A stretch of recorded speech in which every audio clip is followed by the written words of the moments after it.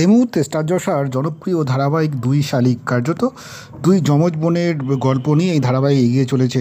আর দুই বোনের চরিত্রে দেখা যাচ্ছে মূলত অভিনেত্রী তিতিক্ষা দাস এবং নন্দিনী দত্তকে। আর দুজনের চেহারার মধ্যে বেশ ভালোই মিল রয়েছে।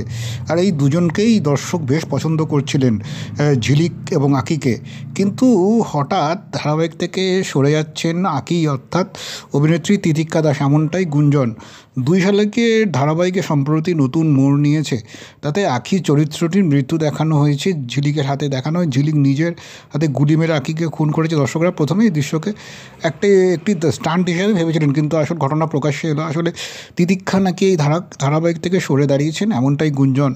আখি চরিত্রে তাকে নাকি আর দেখা যাবে না, সেই কারণেই তার চরিত্রটিকে মৃত্যু দেখে আপাতত কিছুদিনের জন্য সরিয়ে দেওয়া হলো। কেন তিনি ধারাবাহিক হঠাৎ ছেড়ে দিলেন, এমন একটা গুঞ্জন শোনা যাচ্ছে। ইচ্ছে পুতুলের খ্যাত এই অভিনেত্রী, যে এটি কার্যত তার কেরিয়ারের দ্বিতীয় ধারাবাহিক, অভিনেত্রী হিসেবে তিনি বারবারই নিজেকে প্রমাণ করেছেন।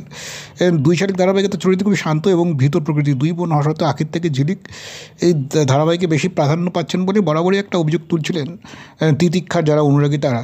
ঝিলিক এবং গৌরবকে যতটা গুরুত্ব দেওয়া হচ্ছিল, ঠিক ততটা গুরুত্ব আকি ও দেবাকে দেওয়া হচ্ছে না। এই দেবী তুলেছিলেন তাদের তিতিক্ষার ভক্তরা। সেই কারণেই মূলত মনে করা হচ্ছে আকি অর্থাৎ তিতিক্ষা ধারাবাহিক থেকে সরে সরে দাঁড়াচ্ছেন।